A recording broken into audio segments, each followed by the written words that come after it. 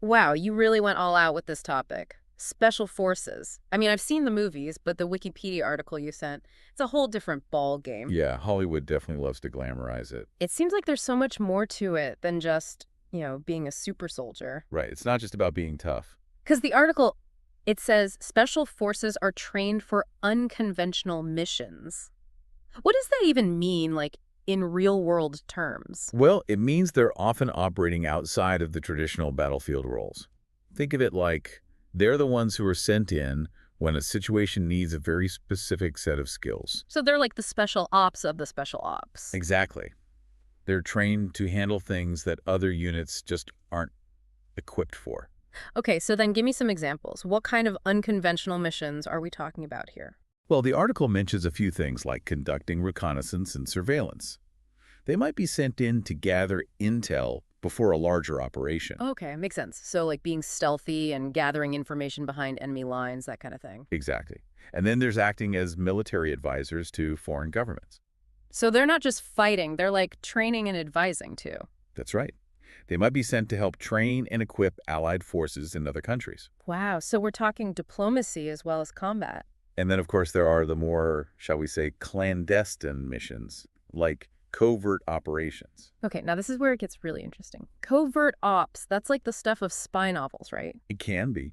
Hmm. These are missions that are often kept highly classified, and they can involve anything from sabotage to rescuing hostages. Hostage rescue, that takes some serious guts. And skill.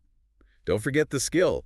These guys are the best of the best. And then, of course, there's counter-terrorism, which, I mean, it's in the news all the time. Right, and that's a major focus of many special forces units around the world today. So these are the folks on the front lines of fighting terrorism, both at home and abroad.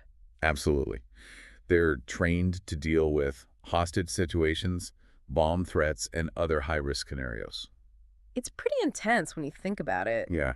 The range of skills these guys need to have, the pressure they're under. Well, that's why the selection process is so rigorous. Yeah, the article really got into the whole selection and training aspect. Yeah, they're not just looking for physical strength, although that's obviously important. Right, because you'd have to be in incredible shape to do any of this stuff.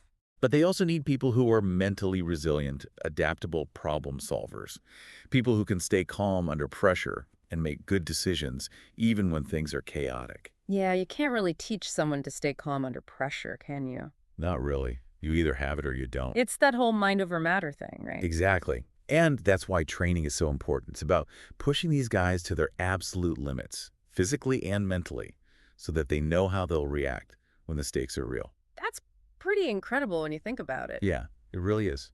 It's not just about the individual either. What do you mean? Well, the article talks about how important trust and loyalty are in these eunuchs. They need to be able to rely on each other completely because their lives depend on it. Right, they're a team more than just a unit.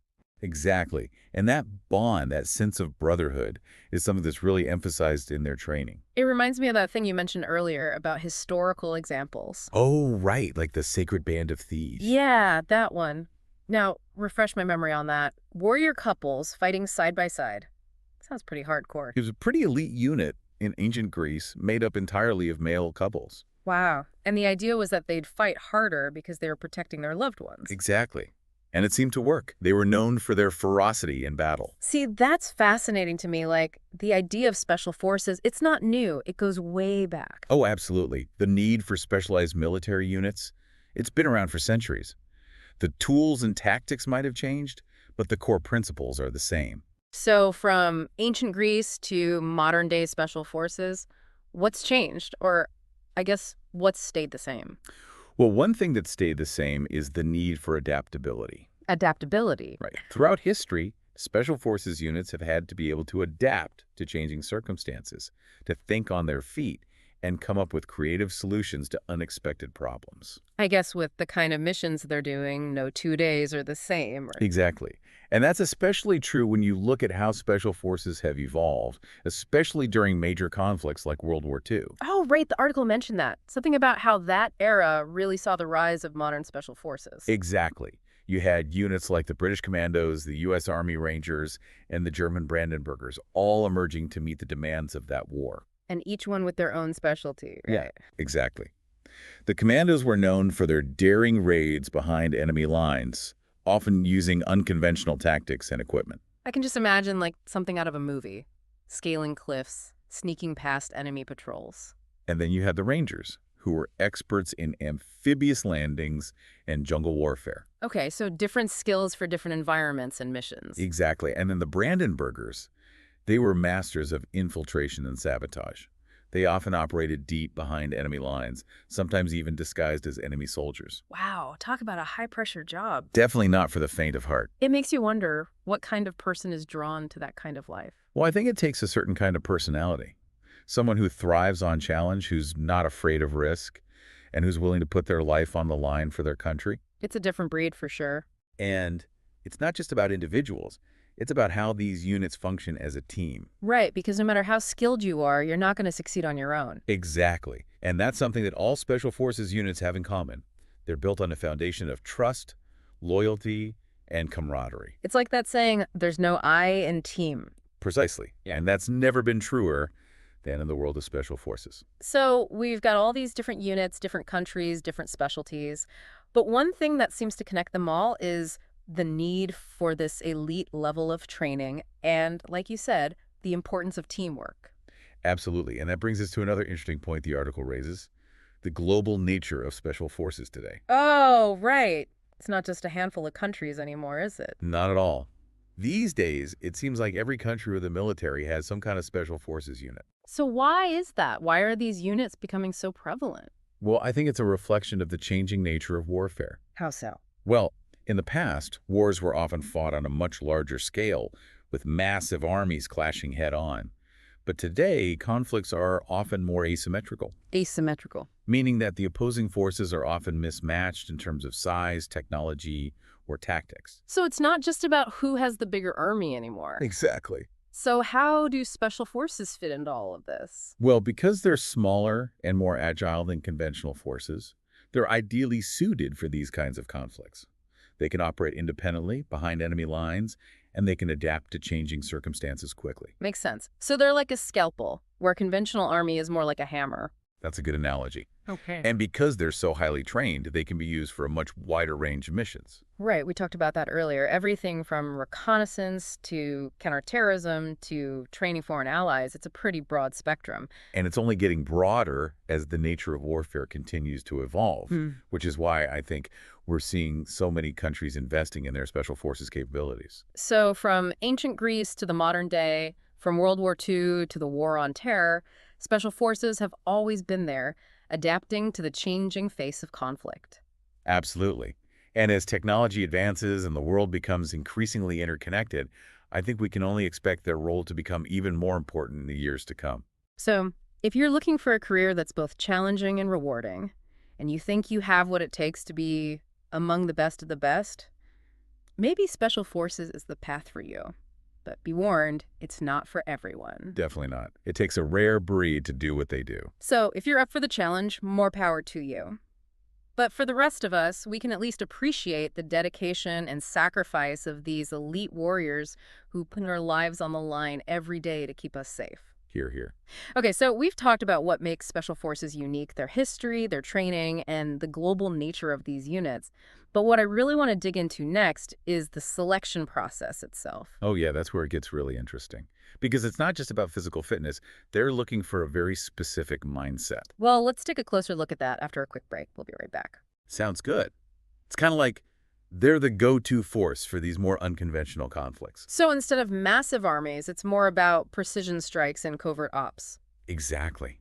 Think about it. In today's world, you can't always roll in with tanks and artillery. Right. There's politics to consider, international pressure. Exactly. Yeah. So you need a force that can operate discreetly, get the job done without, a huge footprint. And that's where special forces come in. Precisely.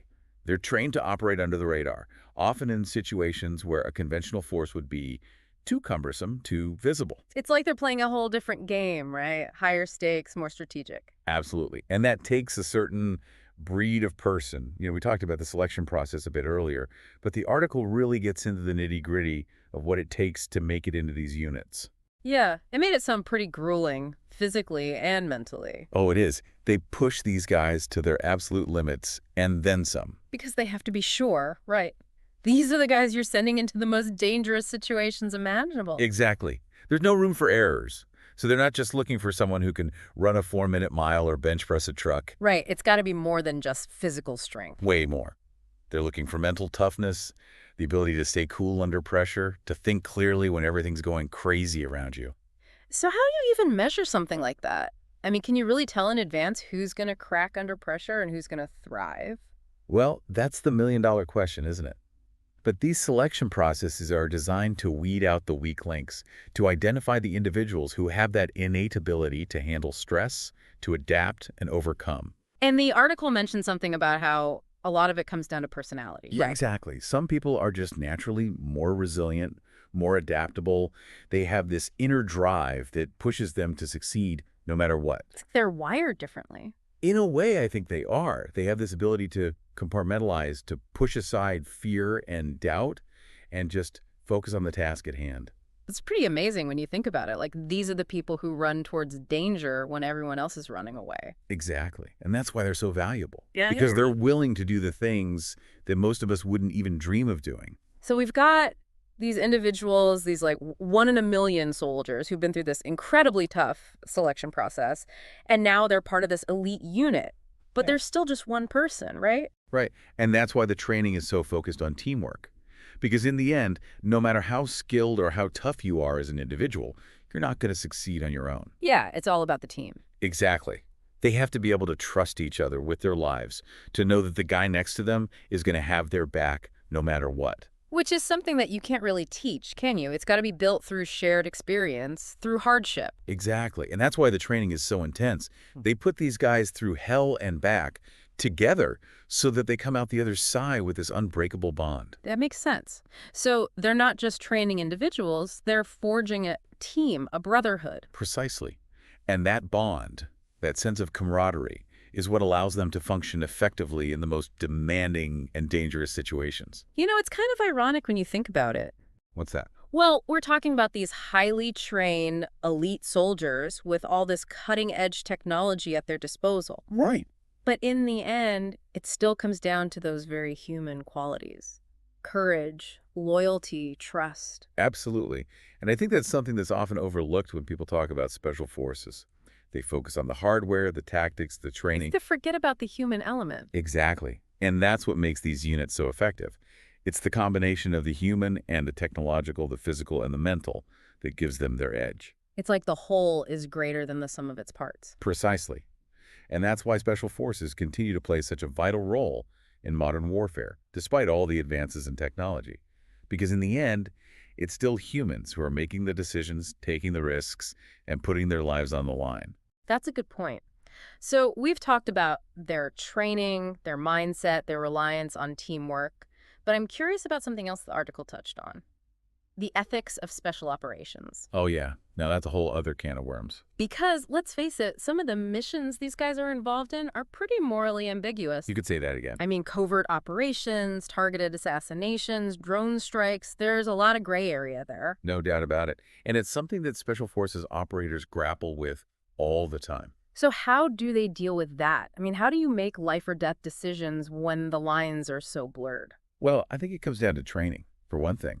Instilling in these operators a strong sense of ethics, of right and wrong.